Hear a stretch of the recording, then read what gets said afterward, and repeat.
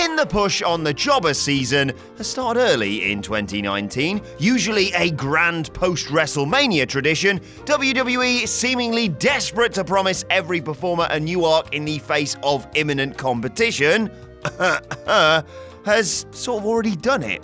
That, yes, is a cynical take, but just consider the other recent recipients of this out-of-nowhere, we should probably do something with this guy we're paying six figures, mini push. In 2016, WWE promised to make Darren Young great again. Again? Really? 2016 also bestowed upon us the repackaged Shining Stars tandem. Oh. Good? 2017, meanwhile, saw Jinder Bloody Mahal win the WWE Championship. So, that could happen 2 years later for... I'm Adam Wilborn from WhatCulture, and these are 10 candidates for WWE's bizarre post-WrestleMania 35 push. Number 10, Luke Gallows. Christ knows how Vince McMahon's infantilized, increasingly unhinged mind works. Tell you what, let's have a peek inside.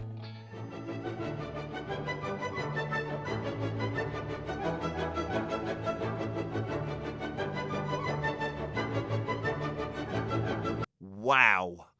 Complex, but also searingly predictable in its simplicity, his mind is a paradox. There's literally only one thing we are certain of: Vince likes big men. Then, now, forever. Perhaps Vince, in his Titan Towers office, adjusts his office chair so the seat is as close to the ground as possible. He then orders the undercard rank and file into his office and surveys them from this position. The performer it takes him the longest amount of time to look at is then rewarded with a new entrance theme and a few wins over Kurt Hawkins. Luke Gallows is tall, he will do. Yep, it really is that simple sometimes. Number 9, Jinder Mahal again. And why not? McMahon Desperate is a merchant of shock value. It's his default mode, his happy place. If he pisses us off, he thinks, we'll slam the door just as we open it to leave. More broccoli, Jinder? Number 8, Eric Young. Just picture the scene. Vince struts around backstage with his usual arms-out bluster. He is in a good mood. Maybe he just farted or watched someone stand in some dog poop. At least he was happy. That was until he fixed his eyes on the millennial geeks that make up his roster nowadays. They're all so entitled. They're all so tiny. Something about avocado toast. Vince is suddenly shaken from this sudden bout of rage, the sort that often compels him to cruelly abandon a plan his writing staff has spent a pointless weekend crafting, when he hears a voice. He hears a hilarious voice. That is the voice of Eric Young. Vince is so charmed by this voice that is somehow both gruff and goofy that he immediately hands Young his own chat show segment, Talking Sense, which acts as a pretext for a 2-month program with The Miz. Miz wins and Young sporadically appears on Main Event soon after. Number 7, Rezar. As sure as Nia Jax injuring people, WWE will take the one thing a performer has going for them, the only thing in some cases, and surgically remove it. Rezar has a tag team partner, but not at present. Akam remains on the shelf with a moderately serious knee injury. Scheduled to return just ahead of or after WrestleMania, by which time Vince will have completely forgotten that he exists, that is pretty much it for him. Sorry, mate. It just ain't Vince if there's no profoundly unnecessary tinkering involved. So meet Rez, geographically nicknamed the Albanian Abomination. His limited promo skills will see the newly renamed Drake resume his role as manager, but only for 3 weeks, at the end of which Rez will beat him down. Unleashing the pent-up rage that only comes with losing via roll-up to Kalisto on consecutive episodes of Raw, Drake pisses his pants in the middle of the ring. With the weak link removed from his armor, Rez runs rampant through Main Event. Number 6, No Way Jose. No Way Jose feels less like a professional wrestler and more like a weird test. No, not that one.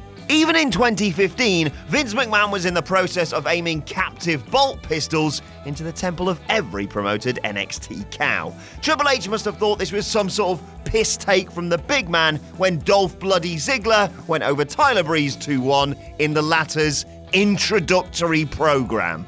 Anyway, driven by paranoia, Trips devised a test scenario. He created a focus group Vince McMahon mid-card sports entertainer. He called him No Way Jose and built the gimmick in order to meet various patented criteria. This guy has a good, hulking body, he has dumbass hair WWEshop.com can make into a wig, and he wears a massive, ever-present, big smile out there. And this is paramount, this is the way to extract a sly yuck from Gorilla, perhaps even a boisterous impression, he dances. No Way Jose exists to awaken that crowd early doors, but he's not allowed entry into the building. He isn't getting over because, well, he isn't there, and so in May 2019, No Way Jose becomes simply Jose. A new heel act who doesn't want to have fun anymore. He wants to scratch and claw his way to the top. He tumbles off the side of Titan Towers after 3 weeks. Number 5, Primo Cologne. Yes, it's true, the colons remain contracted for inscrutably, let's just say, quirky reasons.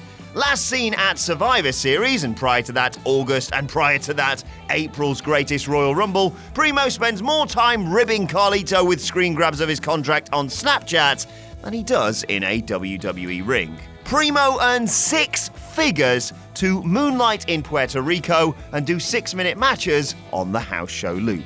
He's living the sweet Lanny Poffo life, and what a life it is. WWE failed to secure the signature of Bandido recently. But El Bandito? Of course, Primo has already dipped about in a sombrero as a member of Los Matadores, but this is a good thing. It means WWE won't have to dip into the warehouse talent sub-fund to finance the gimmick. It might feel over-familiar, not that Vince will remember the existence of the performer, much less his old gimmick, but this is different. He is a heel now. A heel with a bigger mustache. Number 4, Dana Brooke. Dana Brooke can't really go, but she is a blonde, buxom bodybuilder, and so it's a wonder she isn't in the Hall of Fame. We can only deduce that her limited appearances on Raw have coincided with every rebooted XFL-related call, because at some point in the very near future, and you know it's coming, Vince is going to become aware of her existence, and he's going to quite literally put her on a pedestal. I can see it now. Vince is going to introduce this character we were already introduced to almost 3 bloody years ago via a vignette. She'll appear in the gym. Slathered in bronzer like that NXT referee who looks part mahogany, she'll lift dumbbells high over her shoulders. And the camera? Yeah, it's trained exclusively on the exact region you're thinking about. Vince, meanwhile, can't get as hands-on as he'd like, but he does take a keen interest in putting her over. And he puts her over by reverting back, involuntarily, to his old, wildly enthusiastic WBF narration. Wow, take a look at that. Oh my goodness. Look at those look at that mass. Holy cow, Dana Brooke is pumped up. Ah. Number 3, Kona Reeves. Vince McMahon doesn't watch NXT. If we didn't know this before Triple H casually let the revelation slip last year, yeah, it was fairly obvious. By normalizing and/or ruining those who were once superstars in that context and ordering the latest class from a catalog, I'll take the muscles, the massive freak, the funny freak, and can I get a side order of blonde, please? Vince has given the game away. But who next? The Velveteen Dream, a performer of such raw talent and captivating, idiosyncratic charisma that he might, just might, move the elusive needle upon his promotion? Don't you ruin him. Amiable destroyer Matt Riddle? Bro. Kona Reeves never wrestled for PWG? Let's go with him. Number 2, Shelton Benjamin. Shelton Benjamin is something of a coup for AEW in theory. Never the most charismatic or marketable of performers, his athleticism is worthy of any mid-card promotion, and what's more, as a very creative and influential performer, a producer's role surely beckons. But before all that bollocks, an out-of-nowhere push. WWE has tried to compensate for Shelton's lack of inherent magnetism in the past, most infamously by pairing him with his mama, perhaps the most irritating character of the noughties. And think who she beats to claim that dubious honour. Anyway, this was all conceived to show off Benjamin's personality, to shake him loose, to let him have a little fun out there. Well, the time for fun and games are over. There ain't no stopping this generic heel turncoat now. Of course, this all fizzles to naught when Vince McMahon realises that both Martin Luther King Day and Black History Month already happened this year. Number 1, Mojo Raleigh. The rate of pushes and pulls and let's not do anything with this guy after all, pal, what's the point, pal, he didn't get over in 2 weeks, pal, is intensifying by the week. Give it till June and someone will win a number 1 contenders match and job out to Baron Corbin in the same night.